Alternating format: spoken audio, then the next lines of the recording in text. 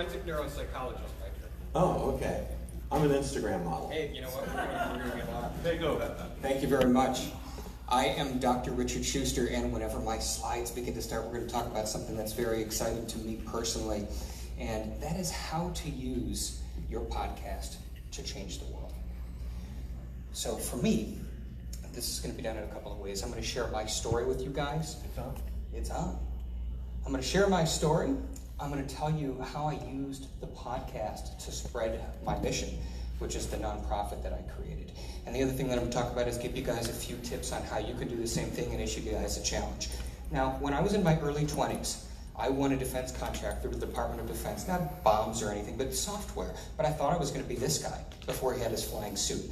I was very, very excited for all of the things that were about to befall me. All of the glory, the boats, the watches, the cars. And I became really focused on all of these things, but not people. I never wanted to get married. I never wanted to have a family. All I cared about was the accumulation of stuff until this happened to me. This is a picture of a car that I was in 2001, in which I broke my spine and nearly tore every ligament in my neck.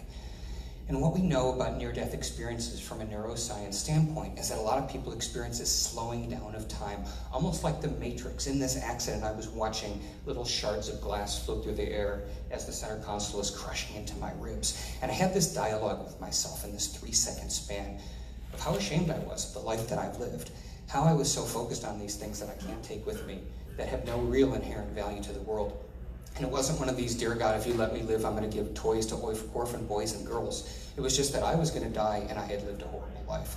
And so, obviously I didn't die, and I committed myself to bettering the world. So I became a social worker. I went and studied social work, and I worked with victims who experienced Hurricane Katrina and lost everything that they had ever had, and that was so extremely powerful. And then to further my education, I became a clinical psychologist, where I studied some of those fine terms I threw at you earlier, like neuroscience, forensics, and I worked a lot with sexually abused children. I was very honored for this opportunity to work with patients in a one-on-one setting. But I always felt a calling to do more, to be more, to help people on a grander scale, which is why I created the Daily Helping Podcast. Food for the brain, knowledge from the experts, tools to win at life. And on this show, I host some of the world's leading influencers and entrepreneurs who share their passion to make a difference in the lives of others. And we have a movement associated with the show, the hashtag #MyDailyHelping movement, where the audience is encouraged to commit random acts of kindness each and every day and post them in their social media feeds using the hashtag #MyDailyHelping. Now, I don't talk about this on air, but I stuck a little bit of neuroscience in there. From a neurobiological standpoint, whether we help other people or whether we receive assistance, the same parts in our brains light up. For the neuroanatomy nerds in the room, that's called the mesolimbic pathway. And we have these really fun hormones that get sent out into our bloodstream, like oxytocin and dopamine, and these are wonderful things for us. And so I thought I was onto something, and where I had this path, I had the platform, but I wanted to leverage something that was really personal to me.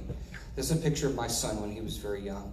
He nearly died in utero, in fact, was hours away from death, and his survival was quite miraculous, but he was born with a tremendous number of developmental issues. And I wanted to use my podcast as a platform so that I could help children like him. Getting him the help he needed nearly destroyed us financially at the time, and I didn't want families to have to go through what my wife and I went through.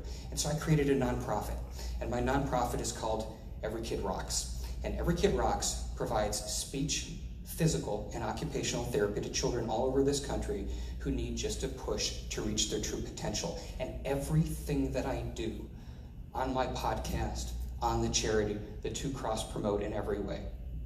Now I know what you're thinking. I don't have a nonprofit. It sounds like a lot of paperwork. It is a disgusting amount. But here's the thing. Everybody in this room has a cause that they care about. Every single one of us. And for all of the causes that we care about, there are organizations all over the world that are dying to be discovered, that don't have the platforms, that don't have the voices that we have. In Tools of Titans, Tim Ferriss mentions that the best way to elevate your brand is to go above your pay grade by having a cause where you can ask for money. And as podcasters, we have an opportunity to do just that. Another thing that's important, everybody is here to talk about CPM this week, right? Let me talk to you about CPAs, and there's one actually in the room. My CPA told me that if you were to put a commercial at the end of a podcast promoting a nonprofit, that's a tax deduction.